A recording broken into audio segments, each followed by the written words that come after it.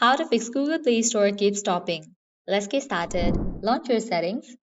Scroll down, navigate to the option of apps, open it. Now head towards the option of manage apps. Over here, you're going to find different apps that are installed in your device.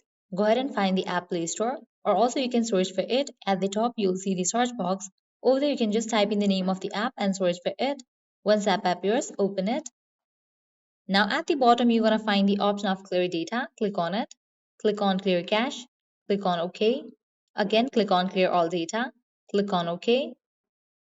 Likewise, go ahead and click on the option of app permissions. Enable permissions for all these options. Just open each of it and set it to allow. After you customize these settings, head back.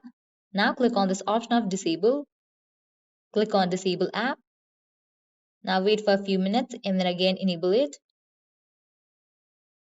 Open this option of battery saver. Set it to no restrictions. Once you customize all these settings, you can give a fresh restart to your Android device, and with that, your problem will be fixed. So this is how you can fix Google Play Store keep stopping. At the end, if you guys find this video helpful, don't forget to like, share, and subscribe to our channel. Thank you.